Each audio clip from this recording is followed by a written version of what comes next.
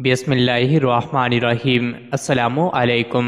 روزانہ واقعات سننے کے لیے اس چینل کو سبسکرائب کریں۔ علامہ ابن جوزی رحمۃ اللہ علیہ نے اپنی کتاب میں بغداد میں رہنے والے ایک تاجر کی دو بیویوں کا تذکرہ کیا ہے۔ علامہ ابن جوزی رحمۃ اللہ علیہ فرماتے ہیں کہ بغداد میں ایک کپڑے کا مالدار تاجر رہتا تھا۔ ایک دن وہ اپنی دکان میں بیٹھا تھا کہ ایک کمسن عورت آئی اور خریدنے کے لیے کوئی چیز مانگی۔ اس دوران کہ وہ دکاندار سے باتیں کر رہی تھی، اچانک اس نے اپنا چہرہ کھول دیا۔ دکاندار سے دیکھ کر حیرت زدہ رہ گیا، کہنے لگا باخدا جو کچھ میں نے دیکھا ہے میں اس پر حیران ہوں۔ وہ عورت کہنے لگی کہ میں کوئی چیز خریدنے نہیں آئی، میں تو بہت دنوں سے بازار آ جا رہی ہوں تاکہ کوئی بھلا آدمی دل کو لگے کہ میں اس سے شادی کر لوں۔ تم میرے دل کو لگے ہو، میرے پاس بہت سا مال ہے، تو کیا تم مجھ سے شادی کرنا پسند کرو گے؟ دکاندار نے اس سے کہا کہ میرے چچا زاد بہن سے شادی ہوئی ہے اور میں نے اس سے یہ عہد کر رکھا ہے کہ میں اسے چھوڑوں گا نہیں، میرا اس سے ایک لڑکا بھی ہے۔ تو وہ عورت بولی کہ میں اس پر راضی ہوں کہ تم ہفتے میں صرف 2 مرتبہ میرے پاس آ جایا کرو۔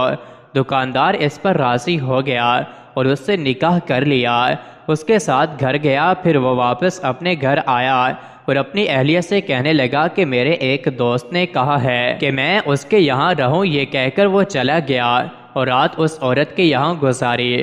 پھر یہ معمول ہو گیا کہ وہ ہر روز ظہر کی نماز کے بعد اس عورت کے پاس جانے لگا، حتیٰ کہ 8 ماہ گزر گئے۔ اس دکاندار کی پہلی بیوی کو اپنے میاں کے حالات کچھ عجیب سے لگنے لگے۔ اس نے اپنی باندی سے کہا کہ جب یہ گھر سے نکلے تو دیکھنا کہ کہاں جاتے ہیں۔ چنانچہ وہ دکاندار جب گھر سے نکلا تو باندی بھی پیچھے ہو لی۔ وہ اپنی دکان پر آ گیا، باندی کہیں چھپی رہی۔ جب ظہر کا وقت ہوا تو وہ دکان سے اٹھ کر جانے لگا، باندی بھی پیچھے چل پڑی۔ دکاندار کو باندی کے پیچھے آنے کا بالکل پتہ نہ تھا۔ وہ اسی بے خبری میں اس عورت کے گھر چلا گیا۔ باندی پڑوسیوں کے پاس آئی اور ان سے اس گھر کے بارے میں پوچھ گچھ کی۔ پڑوسی نے بتلایا کہ یہ ایک کمسن عورت کا گھر ہے اور اس نے کپڑے کے ایک تاجر سے شادی کر رکھی ہے۔ باندی یہ معلومات حاصل کر کے اپنی مالکہ کے پاس آئی اور سارا معاملہ اسے بتلایا۔ مالکہ نے اسے کہا خبردار، اس قصے کے متعلق کسی کو کچھ پتہ نہیں چلنا چاہیے، اور اس نے اپنے شوہر سے بھی اس کے متعلق کچھ نہیں کہا۔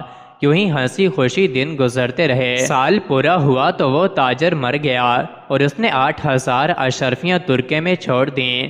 تاجر کی اس بیوی نے جو اس کی چچا زاد بہن تھی ترکے کو تقسیم کیا، چنانچہ 7000 اشرفیاں بچے کے لیے الگ کر دیں اور باقی 1000 اشرفیوں کے 2 حصے کیے۔ آدھی اشرفیاں ایک تھیلے میں رکھ کر باندی سے کہا کہ یہ تھیلا اس عورت کے پاس لے جا جو اس تاجر کی دوسری بیوی ہے، اور اسے بتلا کہ تاجر کی وفات ہو گئی ہے اور اس نے ترکے میں 8000 اشرفیاں چھوڑی ہیں، جن میں سے 7000 تو اس کے لڑکے کو مل گئے جو اس کا حق بنتا ہے۔